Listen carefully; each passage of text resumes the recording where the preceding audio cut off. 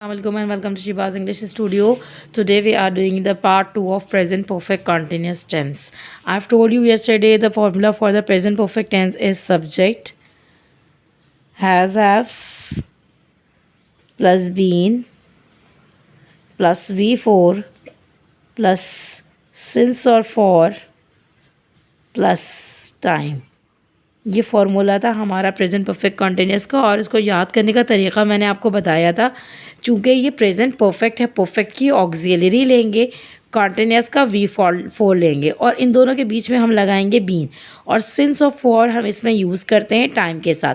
Since मैंने कल आपको समझाया था ये यूज़ होता है फॉर जब हम यूज़ करते हैं फिक्स टाइम के लिए, और फॉर हम यूज़ करते हैं फॉर फिगर ऑफ टाइम के लिए। जब आपसे कहा जाए 2 साल, 4 साल, 2 घंटे, 2 दिन, 2 महीने, यानी कि आपको फिगर ऑफ टाइम दिया हुआ है तो आप यहाँ पे फॉर लगाएंगे।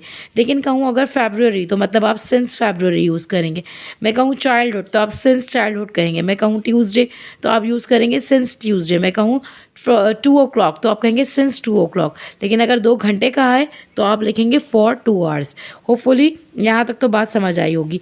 अब एक सेंटेंस यहाँ मेरे पास गिवन है, we started watching the movie 20 minutes ago। अब इसको मुझे प्रेजेंट परफेक्ट कॉन्टिन्यूस में चेंज करना है तो मैं इसको कैसे चेंज करूँगी?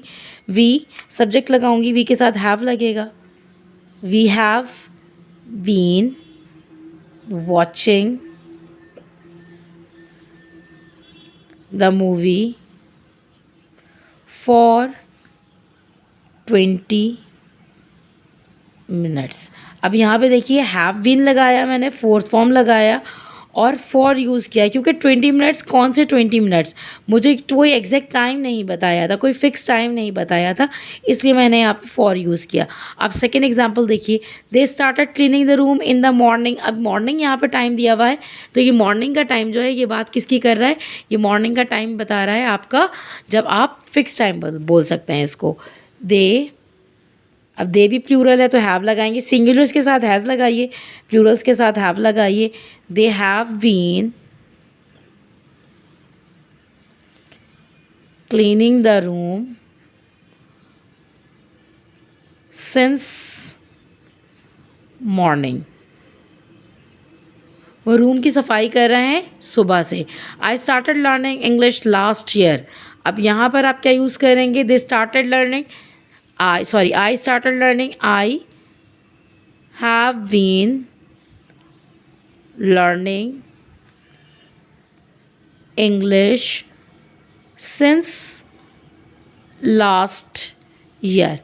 मैं इंग्लिश पढ़ रहा हूँ, याद कर रहा हूँ, पढ़ रहा हूँ कब से? पिछले साल से। तो पिछले साल यहाँ पे आप सिंस यूज़ करेंगे।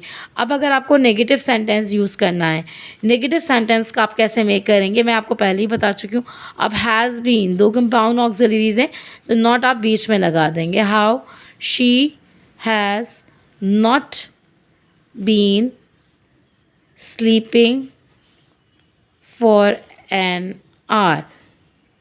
यहाँ पे मैंने कहा था वो 1 घंटे से सो रही है। अब यहाँ पे हमने इसका नेगेटिव बनाया तो क्या कहा? शी हैज़ नॉट बीन, वो 1 घंटे से नहीं सो रही। और अगर इसका सवाल बनाना है, इस हैज़ को आप सब्जेक्ट से पहले लेकर आएंगे, शी के बाद आप लगाएंगे been. Has she been sleeping for an hour. ये आपका क्या बन गया? ये इंट्रोगेटिव हो गया और ये आपका नेगेटिव हो गया। तो आपने देखा यहाँ पे हमने क्या चेंजिंग करी, हमने यहाँ पर इस तरीके से चेंजिंग किया अकॉर्डिंग टू द फॉर्मूला जो हमारे पास सेंटेंसेस गिवन थे। सिंगुलर सब्जेक्ट के साथ आपने हैज़ यूज़ करना है, प्लूरल सब्जेक्ट्स के साथ आपने हैव लगाना है। V4 यूज़ करेंगे, सिंस यूज़ करेंगे आप फिक्स टाइम के लिए, फॉर यूज़ करेंगे आप फिगर ऑफ टाइम के लिए। नेगेटिव सेंटेंस बनाने के लिए यहाँ कंपाउंड ऑक्सिलरीज गिवन है। हैज़ बीन जैसे है तो नॉट बीच में लगाएंगे, और अगर आपको इंट्रोगेटिव सवालिया जुमले बनाने हैं तो इस हैज़ को आप सब्जेक्ट के पहले लिख देंगे, हैज़ या हैव जो भी ऑक्सिलरी आप यूज़ कर रहे हैं अकॉर्डिंग टू द सब्जेक्ट, और बीन उसके बाद आप पुट कर देंगे। तो यहाँ आपका ये बन जाएगा इंट्रोगेटिव सेंटेंस, यानी कि ये नेगेटिव के साथ साथ हमने इंट्रोगेटिव सेंटेंस को भी हमने समझ लिया कि हम इंट्रोगेटिव कैसे बना सकते हैं। इंशाल्लाह in the part 3 we will discuss the talks about कि ये बात किसकी करता है, और if you have the sentences in the Urdu, so how we can translate them into the English and how can we recognise that these sentences are in the present perfect continuous tense, कि किस तरीके से हम पहचानेंगे कि ये दिए हुए जुमले हमारे प्रेजेंट परफेक्ट कॉन्टिन्यूअस टेंस में हैं और उनको हम इंग्लिश में ट्रांसलेट कर सकेंगे। तो इंशाल्लाह इसके लिए नेक्स्ट वीडियो में आपसे मिलते हैं। Till then take care of yourselves, do like, subscribe and share.